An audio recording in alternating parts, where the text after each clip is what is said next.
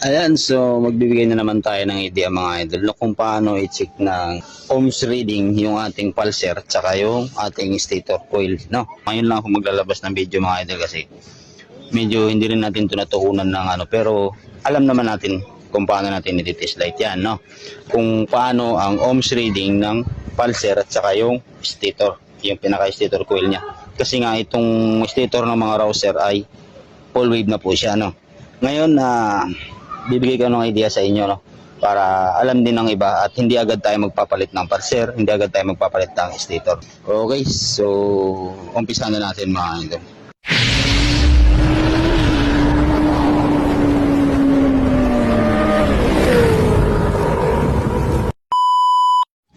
Ayan, so umpisa na natin mga idol no. So siyempre, paano natin malaman kung okay pa yung pulser natin sa yung stator coil natin mga idol no, dito sa mga rouser natin, dun sa mga iba na nagtatanong sa atin. So itong video na to mga idol ay para sa inyo to, para alam nyo rin at hindi kayo agad magpapalit ng stator at saka pulser. So mostly naman mga idol, pag nagpalit ng stator kasama na talaga to no? Pero isa lang din talaga ang nasisira dyan, hindi yan bira lang nagkakasabay ang problema niyan no.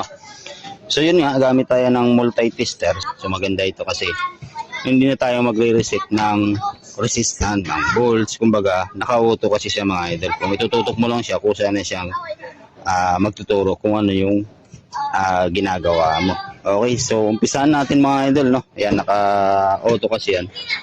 So, sa multi-tester natin ay meron tayong dalawa na positive, negative. So, unahin natin yung pulser. So, itong pulser na to. So, sa supply naman ng mga pulser mga idol dito sa mga rouser 180 to 2200. Okay, so paras lang to sila ng mga NS200, NS150, rouser 135, rouser 180 na non-BCU. Kasi ang mga rouser ay meron siyang BCU type. So yung lang ng mga 2014 model yan, BCU type po yun mga idol na. So ngayon sa pag-test ng pulser mga idol, so meron tayong makikita na wire dyan. Itong dalawa na blue na may liner na white, yan o. O ilayin na natin. Yan. Blue na may liner na white. So ito po yung tinatawag nating charging system no. Papunta siya ng regulator. Tapos regulator to battery ano. So itong input saka output ang tawag dito mga idol. So napaka-basic lang din ng pag-check ng pulser saka yung sa pinaka-stator coil kung okay pa or hindi na. So siyempre meron tayong wire na kulay blue na may liner na white, yung dalawa. Tapos meron tayong itim na may liner na dilaw, siyempre ground. Ito yung white na may liner na pula, ito yung sa pulser natin. Ngayon, itong green naman mga idol, ay ito yung sa neutral light switch natin. Okay, yung neutral natin no, sa dashboard. Okay, so sa pag-check ng pulser, itong white na may liner na pula. Ayan. Okay, so ngayon, ilalagay natin itong kulay pula na test light dito. Okay. So, paano natin malalaman kung okay pa yung ating pulser? Okay. So, yan. Lagay natin dito sa white na may pula yung ating tester, yan.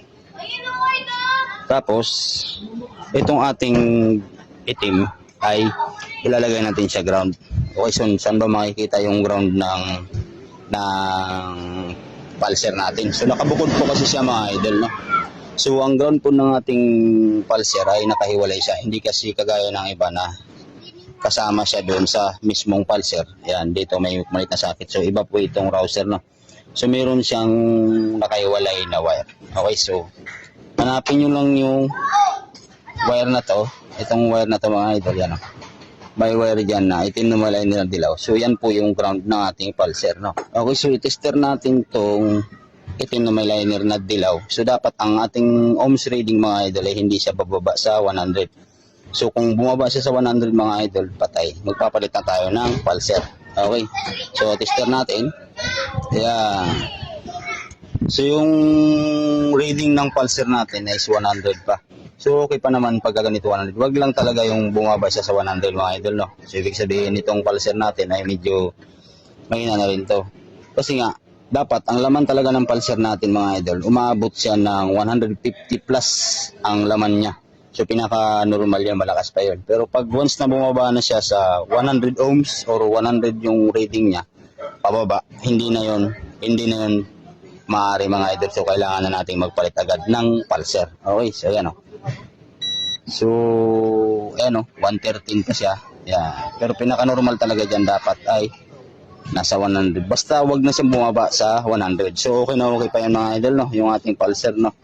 Ngayon naman mga idol, yan. So tapos na tayo sa pulser natin. Ngayon naman mga idol, ay dito naman tayo sa pinaka-stator coil niya. So sa pag-check lang ng pinaka-buong stator coil niya mga idol, kung okay pa.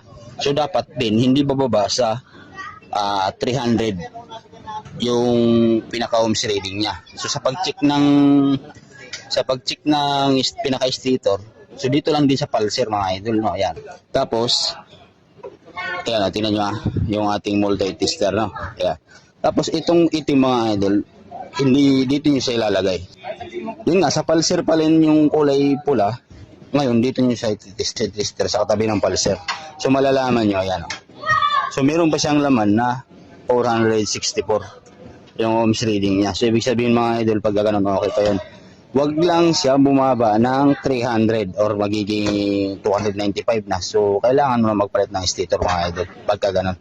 So ganun lang po ang pag-check ng stator kung okay pa. Okay. So ganun lang ang pag-check ng stator coil at saka pulser para iwas bili agad ng parts. Okay, so yun lang mga idol, no. Sana nakabigay tayo ng idea dun sa lahat ng mga naka-rouser, no. Okay, so yun lang. Maraming salamat at sana nakabigay tayo ng idea dun sa iba. Okay, para iwas tayo palit agad ng parts. Alright.